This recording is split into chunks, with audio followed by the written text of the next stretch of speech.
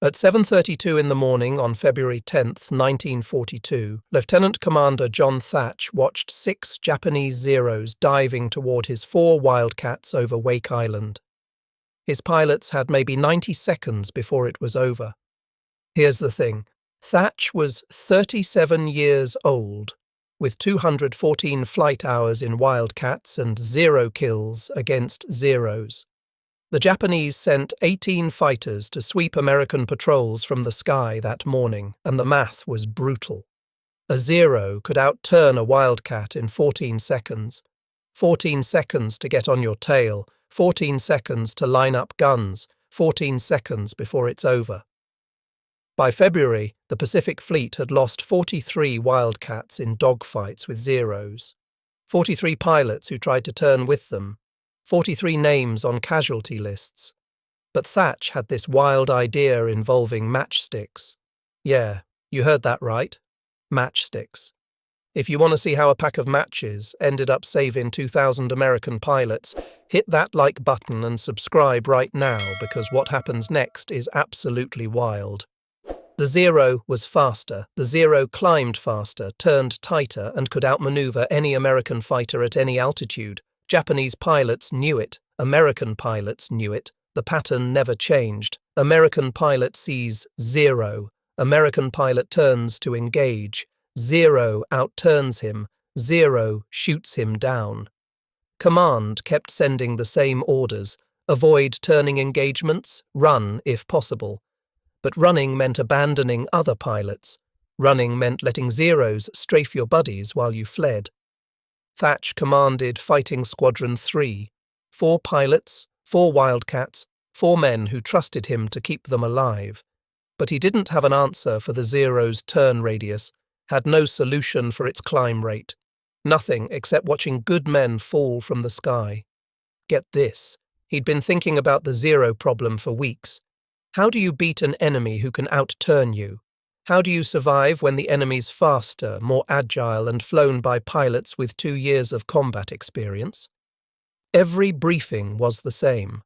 Every after-action report read like a carbon copy of the last one. American fighter spots 0. American fighter engages. 0 uses superior maneuverability. American fighter goes down. The Navy kept losing pilots, and Thach kept reading their names in casualty reports. Here's what made it worse. These weren't bad pilots.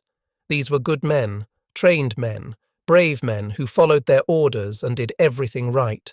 They flew their Wildcats exactly how the manual said to fly them. They executed standard fighter doctrine that had been written in 1918 and hadn't changed in 24 years. And they were shot down anyway because the manual didn't account for an enemy aircraft that could do everything better than yours. The Zero wasn't just a little bit better, it was completely superior in every category that mattered in a dogfight. Turn radius, 0-1. Climb rate, 0-1. Maneuverability at altitude, 0-1 every single time. American pilots would spot a Zero, think they had a shot, commit to the engagement, and realize too late that they'd just made a fatal mistake.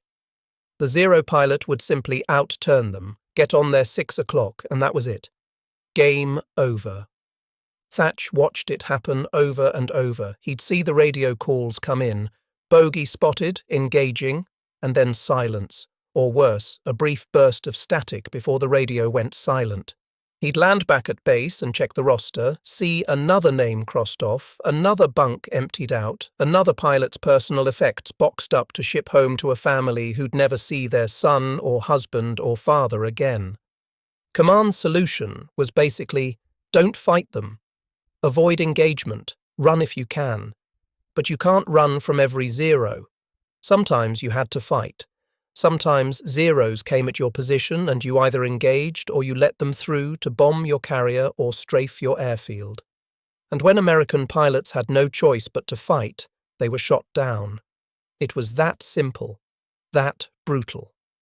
Thach had been in the Navy long enough to know that losses happened in war.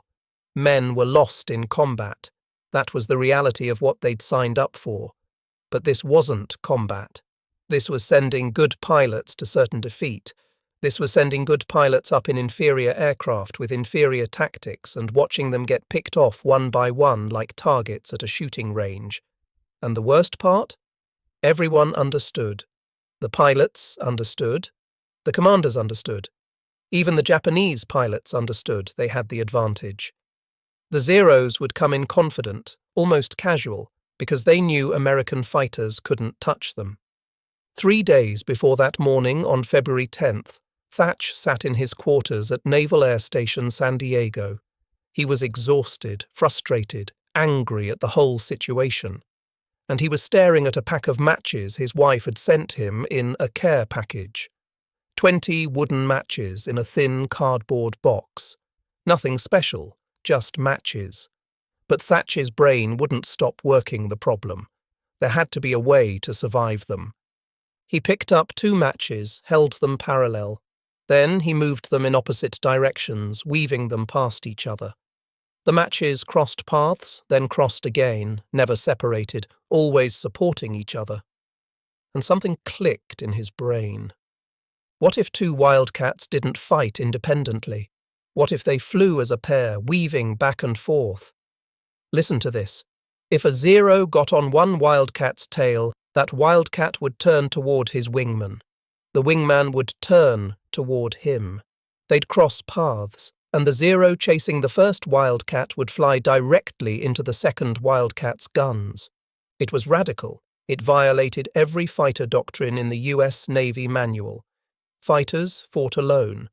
Pairs stayed together for navigation, sure, but when combat started, you split up and fought 1 versus 1. That was how air combat worked. That was how every pilot had been trained since World War I. You didn't fly toward another aircraft in the middle of a dogfight. You'd collide, you'd panic, you'd lose both pilots. But he couldn't stop seeing those matches weaving together, kept thinking about 43 lost pilots, kept imagining what would happen if Zero pilots suddenly found themselves flying into a wall of bullets every time they committed to a tail chase. The more he thought about it, the more it made sense. Not from a doctrine standpoint, from a survival standpoint. Here's the genius of it. The Zero's biggest advantage was also its biggest weakness. Zero pilots were trained to commit hard-to-tail chases because they knew they could outturn any American fighter. They'd get aggressive, close the distance, use their superior maneuverability to hammer their target. But that aggression could become a trap. Chasing one Wildcat would mean flying straight into another Wildcat's crosshairs. The Zero pilot would have a choice to make, and he'd have to make it in about 2 seconds. Follow the first Wildcat and eat bullets from the second Wildcat, or break off the attack. Either way, the American pilot survives. Either way, the Zero loses its advantage. Thach sat there moving those matches back and forth, visualizing how it would work at 300 miles per hour with bullets flying and Zeros diving. The timing would be critical.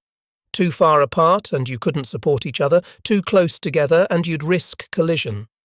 But if you got it right, if you maintained the perfect distance and executed the turns with precision, you'd create a defensive pattern that no Zero pilot had ever seen before. He called his wingman that night, Lieutenant Edward O'Hare, one of the best pilots in Fighting Squadron 3, a guy Thach trusted completely. O'Hare came to Thach's quarters and Thach showed him the matches without saying a word at first. Just held them up, weaved them back and forth, let O'Hare watch the pattern. O'Hare stared at those matches for 30 seconds. Thach could see his brain working, see him visualizing it the same way Thach had, see him understanding what this could mean. Then O'Hare looked at Thach and asked one question.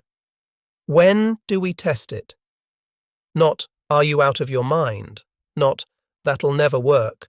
Not, command will never approve this. Just, when do we test it? Because O'Hare got it immediately. He understood that when you're flying inferior aircraft against superior enemy fighters, you don't have the luxury of playing it safe. You try something new or you keep losing by the same playbook. They couldn't test it officially. Command hadn't approved it. Command didn't even know about it. But Thach and O'Hare started practicing anyway. Quick flights near the base, just the two of them, working out the timing and the distances. How close could they cross without risking collision? How sharp did the turns need to be? What altitude worked best? 4 days later, Thach was about to find out if his matchstick trick would save lives or get 4 pilots shot down in the worst way possible. The 6 Zeros were 1,200 yards out and closing fast. Thach's hand moved to the radio. Time to try something that had never been done in combat. Time to find out if 2 matches could beat 6 Zeros.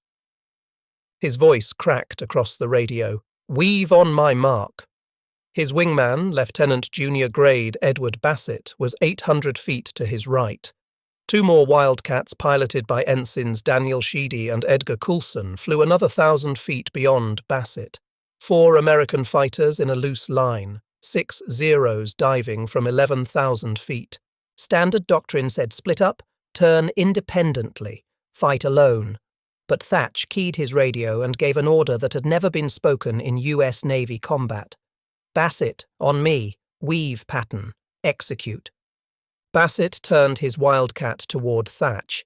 Thach turned toward Bassett. They flew directly at each other. The Zeros dropped to 8,000 feet. Japanese pilots must have thought the Americans were panicking, must have thought 2 Wildcats were about to collide mid-air. But Thach and Bassett didn't collide. At 400 yards, both pilots banked hard. Thach pulled left, Bassett pulled right. They crossed paths with 200 feet separation. Then they kept turning, coming around to cross again. A figure 8 pattern. 2 aircraft weaving back and forth like those matches on Thach's desk. The lead Zero pilot picked Bassett, committed to the tail chase, closed to 600 yards. Standard Zero tactic. Get close, use superior maneuverability, hammer the target with 20mm cannon fire. The Zero pilot probably expected Bassett to try turning with him, probably expected an easy win. But Bassett didn't turn away from the Zero. He turned toward Thach. The Zero followed, lining up guns, 500 yards, 400 yards. The Zero pilot had Bassett centered in his gun sight 3 seconds from firing, and then Thach's Wildcat came screaming through the weave pattern from the opposite direction. The Zero pilot suddenly had a new problem. He was chasing Bassett, sure, but Bassett was flying directly toward another Wildcat, and that Wildcat had guns pointed straight at him. Thach opened fire at 300 yards. 6 50-caliber machine guns, 70 rounds per second. The Zero pilot had one choice: break off the attack or fly into a wall of bullets. He broke off, pulled hard right, climbed. The other 5 Zeros scattered. For the first time in Pacific combat, Zeros were running from Wildcats. Sheedy and Coulson had watched the weave work. Now they tried it. Sheedy turned toward Coulson. Coulson turned toward Sheedy. 2 more Wildcats weaving. Another Zero committed to Coulson's tail, got to 400 yards. Then Sheedy came through the weave, and the Zero pilot flinched, pulled up, disengaged. The dogfight lasted 6 minutes. 6 Japanese Zeros versus 4 American Wildcats. Standard outcome should have been 4 lost Americans. Another round of casualty reports and letters home to families. Exactly what happened every other time Wildcats met Zeros in the Pacific sky. But when the Zeros finally climbed away and headed northwest, all 4 Wildcats were still flying. Thach checked his fuel, checked his wingmen over the radio. Nobody hit, nobody down. The weave had worked. Thach landed at Ford Island 40 minutes later. His hands were shaking, not from fear, from adrenaline. From the realization that maybe, just maybe, American pilots didn't have to be shot down every time they met Zeros. Maybe there was a way to fight back. Maybe that pack of matches his wife sent him had just changed the war. He climbed out of his cockpit, and his ground crew was already gathering around, asking questions. What happened up there? How'd you guys survive 6 zeros? Thach just shook his head, still processing it himself. We tried something new, he said, and it worked. But Fighter Command wasn't convinced.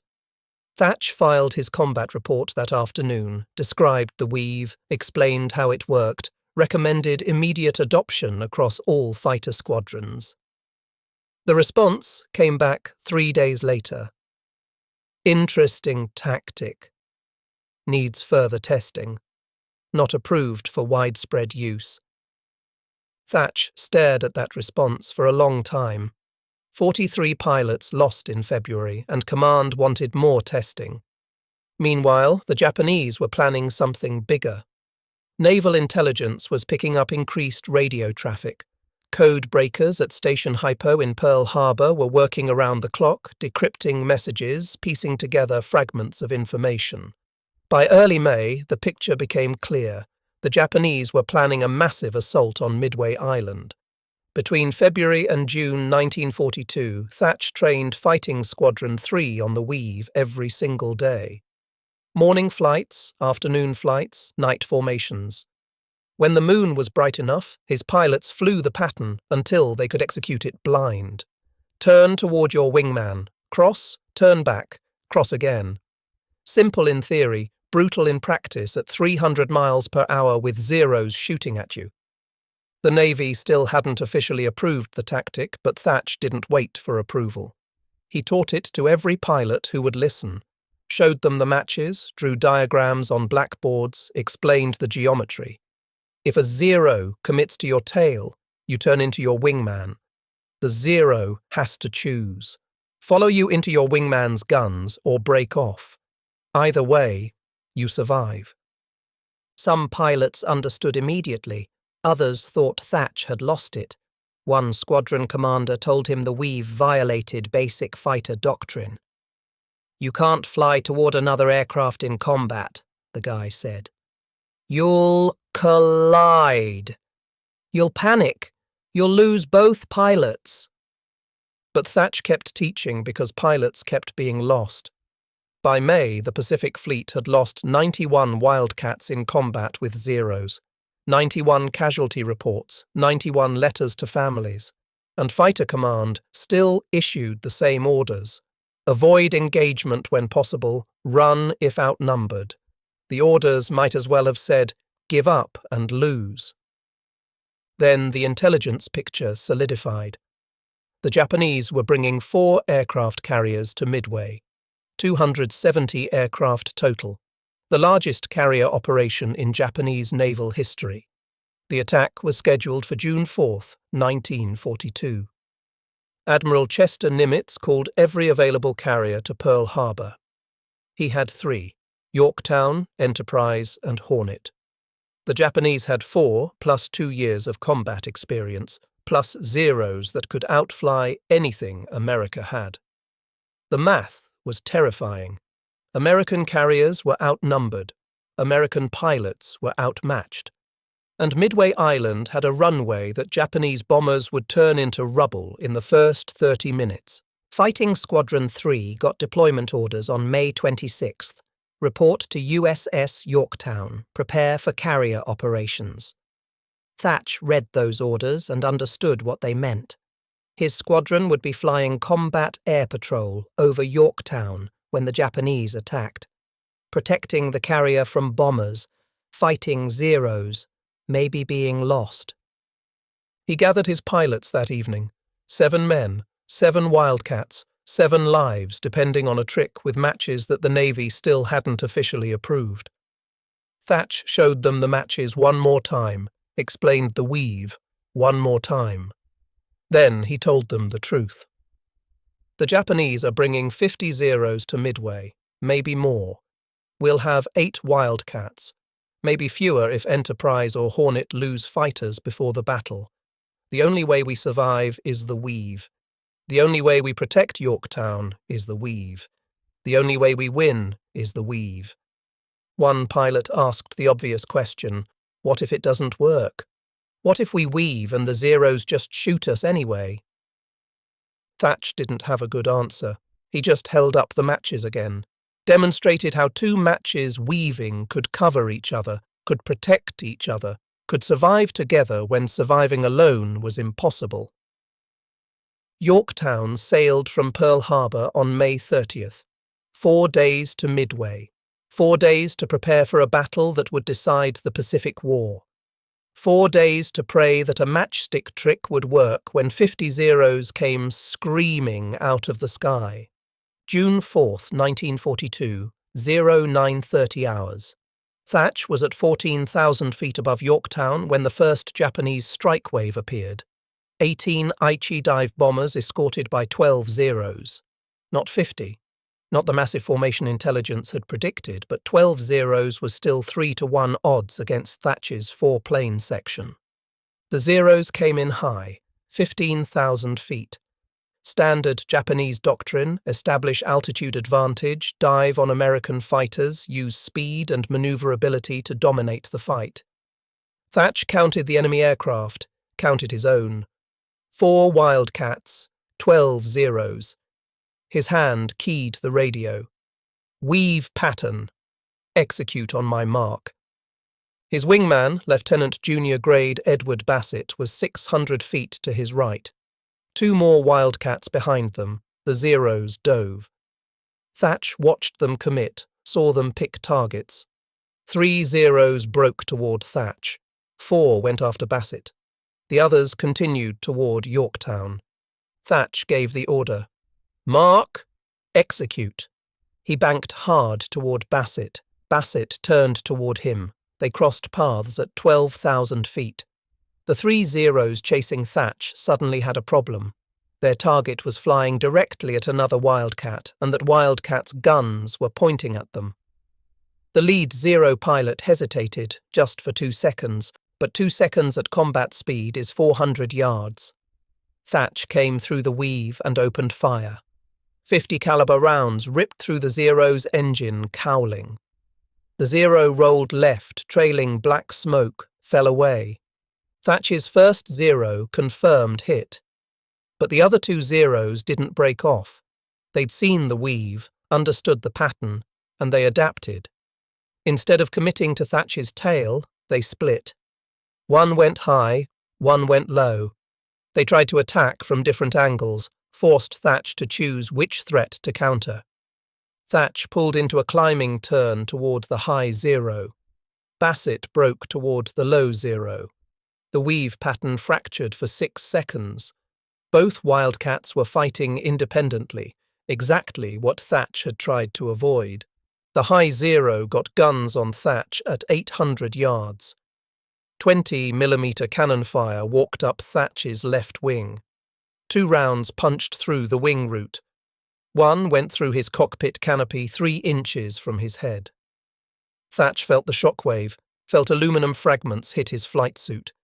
Kept turning. Bassett called over the radio. "I'm hit!" "Repeat." "I'm hit." Thach looked left. Bassett's Wildcat was trailing white smoke. Coolant leak, maybe worse. The low Zero was still on his tail, hammering him with machine gun fire. Thach made a choice. Abandoned his turn toward the high Zero, dove toward Bassett.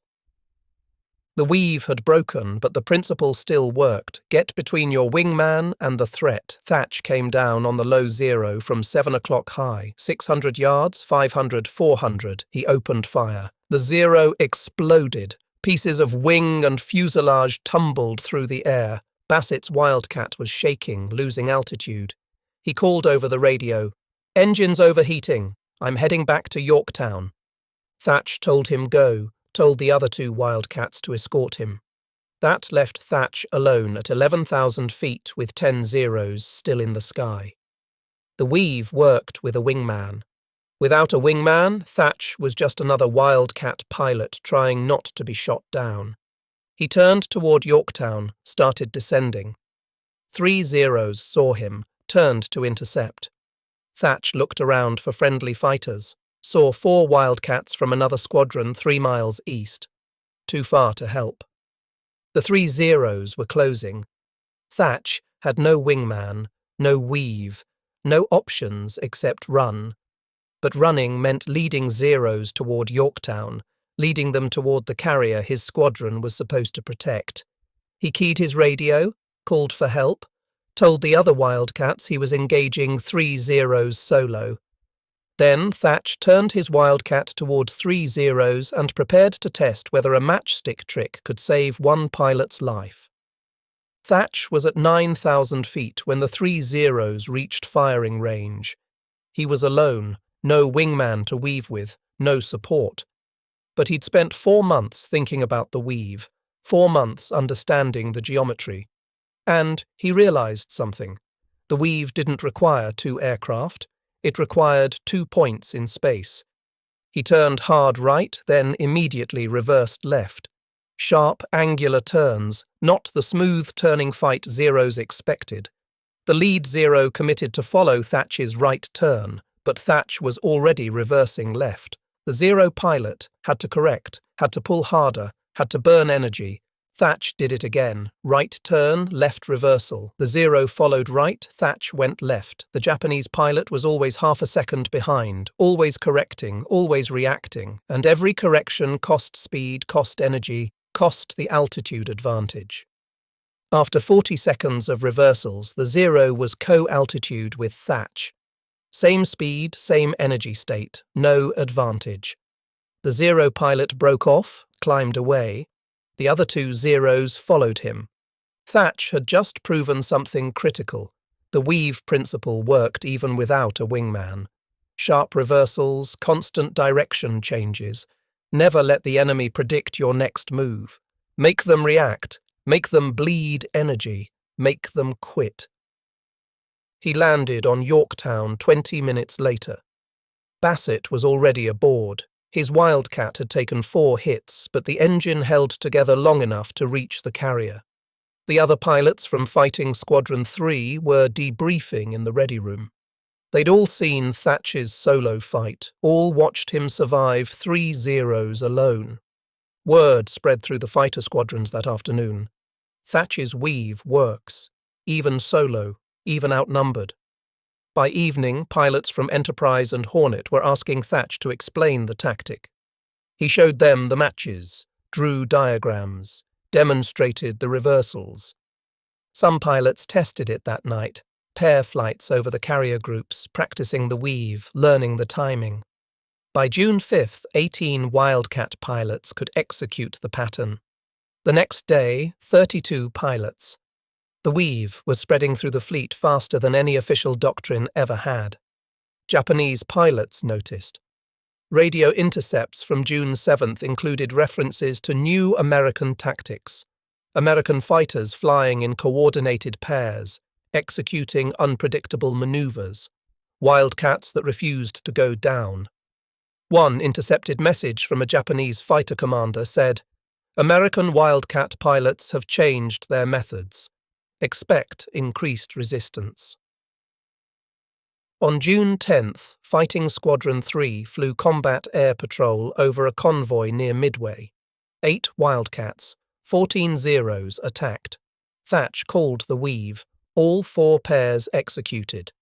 The Zeros tried their standard tactics, tried to isolate individual Wildcats, tried to use superior maneuverability. But every time a Zero committed to a Wildcat's tail, that Wildcat turned toward his wingman. Every time the Zeros tried to split a pair, both Wildcats turned toward each other. The pattern held. After 12 minutes, the Zeros broke off. They damaged 2 Wildcats but scored 0 confirmed hits. The Americans had shot down 3 Zeros, 3 confirmed. First time in Pacific combat that Wildcats had a positive kill ratio against Zeros in a major engagement. Fighter Command finally took notice. On June 15th, Commander John Thach received orders to report to Pearl Harbor. Report to Admiral Nimitz, prepare a formal briefing on the weave tactic. The Navy wanted to evaluate whether this matchstick trick should become official doctrine. Thach arrived at Pearl Harbor on June 18th, spent 2 days preparing the briefing. Diagrams, combat footage, pilot testimonials, kill ratios, survival statistics. Everything command needed to see that the weave worked. June 23, 1942, 08:15 hours, Santa Cruz Island. Fighting Squadron 3 was escorting a convoy when radar picked up contacts. 18 bogies inbound from the northwest. Distance 12 miles. Thach counted his Wildcats. 8 aircraft, 4 pairs, standard weave formation. He'd briefed Nimitz 3 days earlier. Nimitz had authorized field testing of the weave across all Pacific fighter squadrons. Now, Thach was about to discover that the Japanese had done their homework too. The Zeros came in at 16,000 feet, but they didn't dive immediately. They circled, waited. Thach watched them orbit at altitude for 90 seconds. Strange behavior. Zeros always attacked immediately, always used altitude advantage fast before Americans could climb. But these Zeros were waiting for something. Then Thach understood. The Zeros were coordinating. 6 Zeros broke left, 6 broke right, 6 stayed high. 3 groups, 3 angles of attack. They knew about the weave. They understood 2 Wildcats could protect each other from one direction, but 3 directions simultaneously. That was different. The attack came at 08:17. 6 dove from high, 6 came in from the left flank, 6 from the right. Thach called the weave, but his pilots hesitated. Which threat do you counter when threats are coming from 3 directions? Lieutenant Bassett chose the high Zeros, turned into them, but that exposed his right flank to the right side group. Ensign Sheedy turned to cover Bassett's right, but that broke the weave pattern with his own wingman. Suddenly, all 4 pairs were fragmented.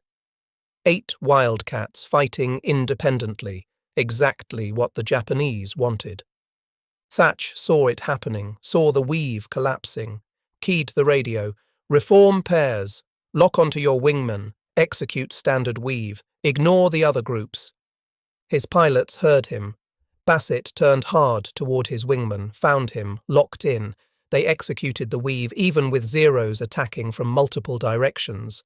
The high Zeros dove. Bassett turned toward his wingman. The Zeros followed, flew into his wingman's guns. 2 Zeros exploded. The others pulled up. The left group tried next, came in at 14,000 feet.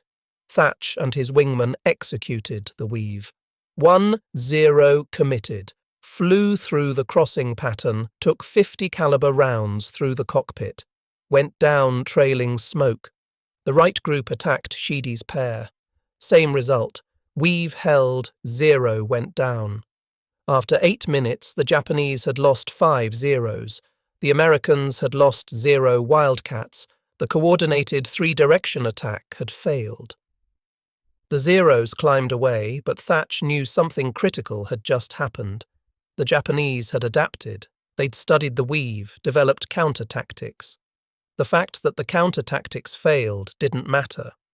What mattered was Japanese command was taking the weave seriously, taking it seriously enough to train pilots specifically to defeat it.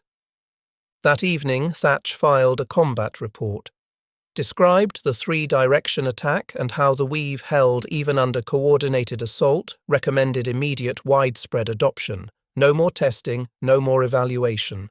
The weave worked against standard tactics. It worked against adapted tactics. It worked, period. The report reached Admiral Nimitz on June 25th. Nimitz forwarded it to Admiral King, Commander-in-Chief of the U.S. Fleet. King read it. The kill ratios, the survival statistics, 0 American losses, 5 Japanese losses, 8 Wildcats versus 18 Zeros. On June 29th, Admiral King issued Fleet Order 41-1942. All fighter squadrons in the Pacific Fleet would immediately adopt the Thach Weave as standard combat doctrine. Mandatory training for all pilots. Mandatory execution in all engagements. The matchstick trick was now official U.S. Navy tactics. July 7th, over Guadalcanal, 32 Zeros attacked 12 Wildcats from 6 different squadrons. 4 pilots had trained on the Weave, 8 had not. 22 minutes later, 6 Wildcats were shot down. All 6 were pilots who fought independently. The 4 pilots using the Weave survived without damage. They claimed 7-0 hits between them. Listen to these numbers. June 1942, before the Weave became standard, American fighters had a 0.44 to 1 kill ratio against Zeros, losing more than twice as many as they shot down. By October 1942, after widespread Weave adoption, the ratio was 2.1 to 1. Americans were shooting down 2 Zeros for every Wildcat lost. 6 months before the Weave, 137 Wildcats lost in combat. 6 months after, 41 Wildcats lost. That's 96 pilots who came home because 2 matches could cross paths. Thach received the Navy Cross in February 1943, but he didn't care about medals, he cared about numbers. Fighter Command pulled him from combat in March 1943, sent him back to San Diego to teach the Weave. He trained over 800 naval aviators in 18 months. Every one of those pilots took the tactic to combat. All of them survived situations they shouldn't have survived. Over 2,000 American pilots made it home from World War II because they knew how to weave. After the war, Thach stayed in the Navy, couldn't walk away from teaching, couldn't abandon pilots who needed to survive. He spent the next 27 years training fighter pilots, developing tactics, saving lives without firing a shot. The Navy promoted him to Rear Admiral in 1960. He commanded carrier groups during the Korean War, never flew combat again, but his pilots did. And every one of them knew the Weave. The tactic evolved through Vietnam. F4 Phantom pilots adapted it for supersonic speeds, called it Fluid 4 formation. Same principle, same crossing pattern, just at 600 miles per hour instead of 300. MiG-17 could outturn the F4 just like Zero outturned Wildcat, but the Weave worked the same. Thach retired in 1973 as a 4-star admiral, moved back to San Diego, lived quietly. When reporters asked about the Weave, he always said, "It wasn't genius. It was desperation.